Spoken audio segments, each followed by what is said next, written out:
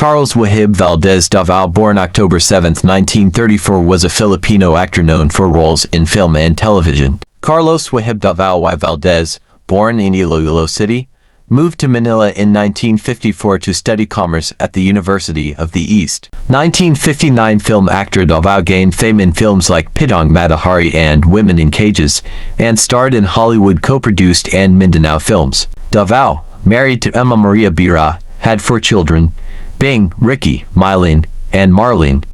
Mylene died at age 5, and Davao remarried Mary Grace Inigo, with 1 child, Charlene Davao. Charlie Davao died unexpectedly at Philippine General Hospital in Manila on August 8, 2010, at the age of 75. He had been suffering from colon cancer. Namumababa ang buhay ng taong yan. Kaya bibigyan ko pa kayo ng isang pagkakataon. Gawin niyo ang lahat ng paraan. Gusto ko...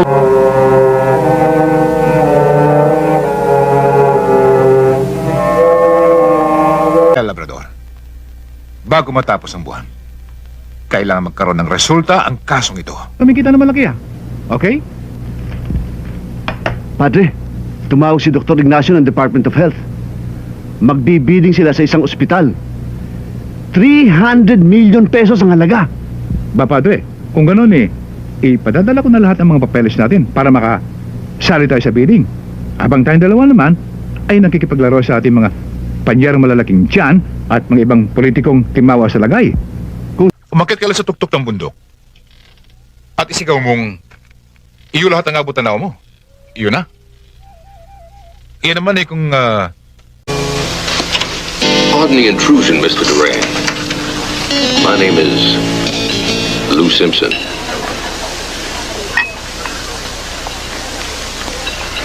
Most of my friends call me Wilbur. Simpson, what's your game? You know words are not enough.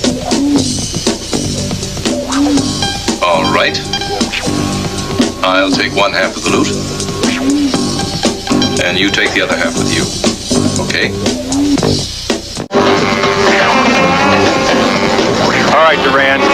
That's about as far as you go. There is no way one man can take me alive. I said one man. Hindi kaya mabangis na hayop ang bumiktima sa kanya. You're barking at the wrong tree. Malinis ang pagkatao ko. Wala akong koneksyon sa mga kriminal. Pero kung gusto nyo, magtulungan tayo para hanapin si Drago. Maraming salamat sa offer ninyo. Pero pwede ba namin ka-imbitahin sa headquarters? May waran ba kayo? Hello? Oh, ito nga. Bakit? Ano nangyari? Ay, naku talagang batang yan. Kung ako ang tatanungin nyo, walang anak-anak sa akin. Kung nagkasala siya, ipakulong natin para wag tularan. Mga smuggler ang tinutukoy ko. At ang kanilang pinakamalaking grupo dito. Do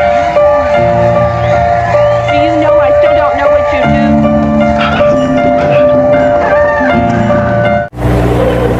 Ray? Maghihiganti ka na ba? Huwag naman. During, huwag mo akong idami sa iyong paghihiganti. Matagal na akong hiwalay sa tropa na... Sino sa palagay mo ang tumira kay Marlon? Hindi ko alam, boss. Hindi ko nga alam kung saan nanggaling ang putok.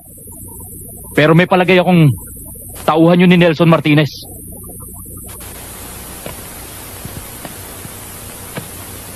Posible. Jake, kung totoo yan sinasabi mo, maaaring pinag-iisipan niyo rin akong iligpit. Kaya mabuti pa. Unahan na. I need an explanation. Doc, grabe ho ba? He's still under observation. He is a dangerous man, Senator Rasul. Ayoko mapahama kayong dalawa. Hanggat maaari. Dalawang opisyal ang nasa... Ikaw ang pulis dito. Ang importante sa atin ay pakikisama.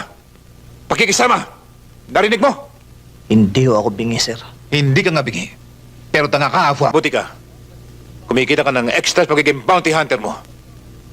Pero ang ibang kasama mong polis, pagkano na uwi nilang sweldo sa kanilang pamilya? I understand. Again, I guarantee that the merchandise will be delivered within the next few days. Pinagsisisihan ko na yon. Iba na akong nilalang ngayon. Believe me, Courtney, mas mainit ang pagtatalik ng isang tao kung siya'y nagpipigil. If he was born a great lover, he will remain a great lover. But for a Christian lover, it should never be outside. Retirado na ako sa mga ganyan nila. Pero, may tao akong maaasahan.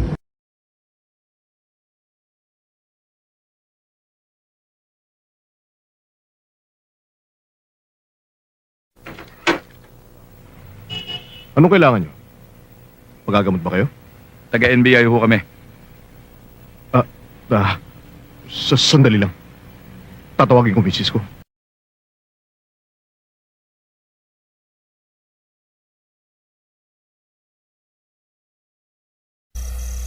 Oh, magkano ba kinita natin yan? Ito po, sir.